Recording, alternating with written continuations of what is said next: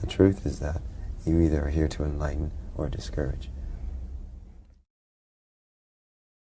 The powerful and sadistic of this world have duped humanity. They have perverted science to hide the true shape of the earth, perverted religion to possess and misguide the masses. They have sold a prepackaged sack of lies deemed history, corrupted the secret orders intending to be custodians of light, destroyed the ways of the old world, buried the traditions, led inquisitions against purity and truth, indoctrinated the minds of youth by manipulating the educational system, poisoned the earth, poisoned the food, poisoned the sky, poisoned the water supply. Why? Why? Why?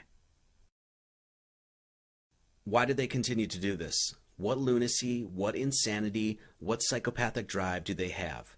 What indeed is their endgame? Existence, at least as far as the drama of mankind is solely concerned, retains its chief functionality as the place where the essence of the Creator is continually regenerated into material form, expressly to undergo the process of karmic amendment.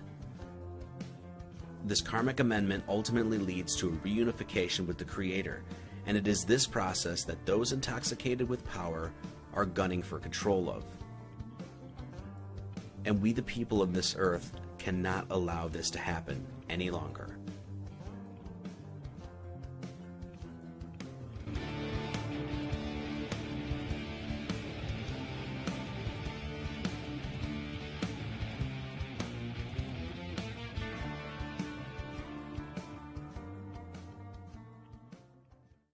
There is only one solution to our ills and our problems. There is only one remedy to our collective maladies. There is only one way out of this mess that we have found ourselves in, and that is to employ and utilize the all-powerful, all-embracing force of the Great Spirit. Unity. Now, does this mean that everyone is to get together and hold hands and sing Kumbaya, my lord? No, of course not. Individuality is celebrated within the grand universal artistic project, and voluntary separation or segregation socially, religiously, culturally is not necessarily something to be frowned upon. Unity does not in any way, shape, or form require any unwanted assimilation of ideas, beliefs, or peoples to be thrust upon the unwilling. Being solitary does not necessarily disavow unity. It simply can mean a separate but individual aspect of a greater whole. Unity is the most powerful force in the universe. There was that ant that stood up to me.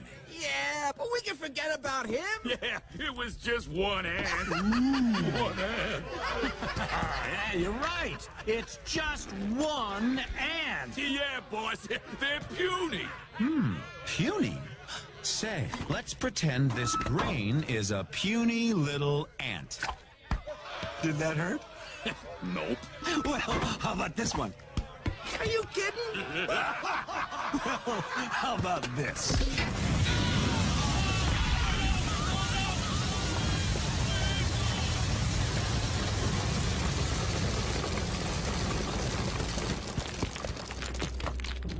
You let one ant stand up to us, then they all might stand up.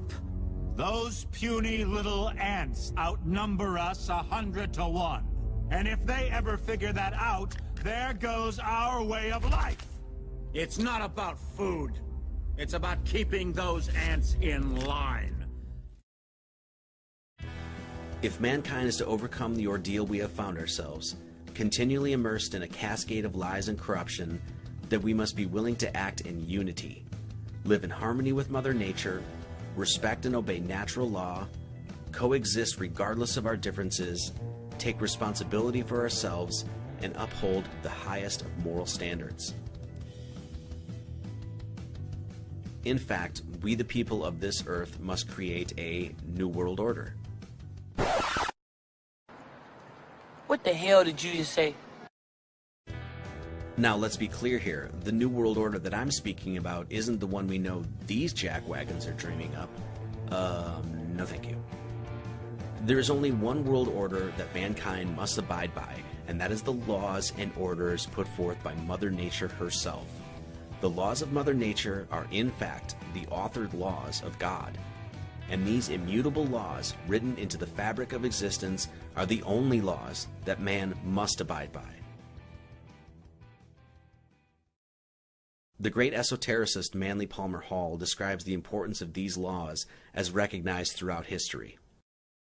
If we assume what ancient wisdom assumed, what the Hindus knew and the Chinese knew and the Greeks and Egyptians 5,000 years ago were well aware of, and have given us good record of their awareness, then when we say that when man disobeys the gods, it does not mean that he goes against the words of some godling on a throne. Disobedience to the word of God or the will of God always means the breaking of natural law. That is what it has meant and will always mean. Therefore, an offense against natural law is an offense against God. The ancients were fully aware of this, that the laws of nature are the outflowing expressions of the will of the Creator. This was the belief of Pythagoras. This was the belief of Buddha. This is the great moral burden of the Institutes of Manu, that these great laws exist and will be obeyed.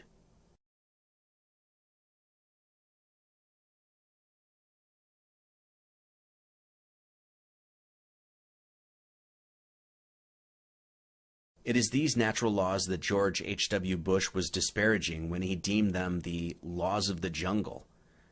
In replacement of these God-granted laws will be laws dreamed up by men who consciously decide to subvert the commandments of the Creator. The etymology of the word government has been well established, with govern meaning to control or steer, and ment derived from the Latin meaning mind. Therefore, a direct etymological deconstruction of the word government yields us the term mind control. It is thus no fault of reason or logic to deem the entirety of government to be, by very definition, a psyops, or a psychological operation. There is only one true authoritative force that man must abide by, and that is found within the natural forces that govern this world. This absolute truth has been no secret to countless native and aboriginal tribes across this sacred earth. Man has erringly created an organized pseudo-authority, has granted them powers to enforce laws imagined and manifested out of thin air, and allows this organization to engage in the highest acts of violence to enforce these contrived, unnatural laws. These laws exist nowhere within the wind that blows, the trees that stretch up to the heavens, the animals that roam, the rivers that meander, and the mountains that tower above. Man cannot create laws that do not exist within the natural order. This power he dreams up, and by dreaming it up has created a nightmare in his waking world. When man creates false laws, he does the first injustice to himself and his world by breaking the laws of the Great Spirit.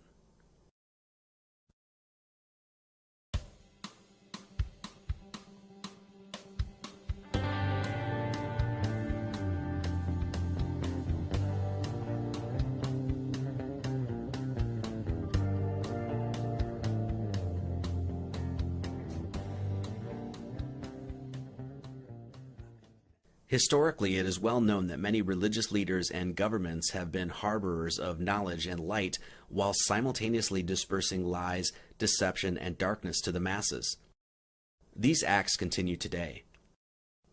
It is from these acts, from taking potential beauty and kinetically energizing it negatively, is what directly creates the disharmony, dissonance, and conflict throughout mankind's current earthly challenge and situation.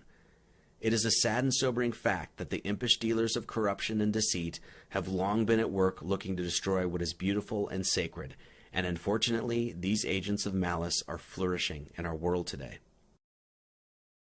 The reunification of the peoples of this earth under a redeclaration of our God-given natural rights, independent from all assumed and imagined pseudo-authorities, is the first step in truly healing this earth and allowing our innate and ingrained freedom and divinity to flourish and thrive.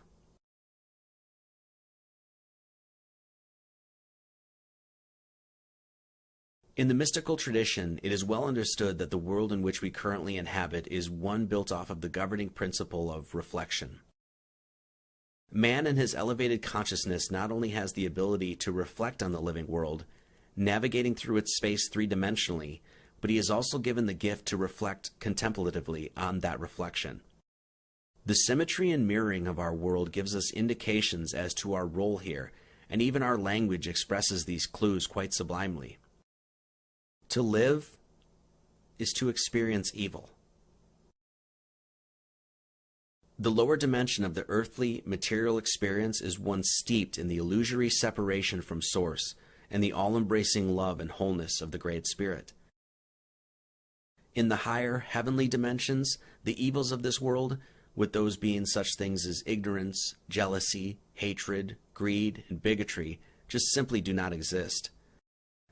These weighty and burdensome egoic trials only exist here on earth, and this fact alone presents man a great insight about the path of his spiritual work and further clarifies his greatest challenge.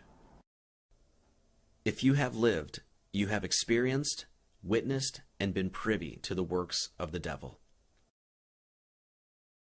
Understanding this allows your purpose, quest, and goal to become crystalline clear. Fully live your life.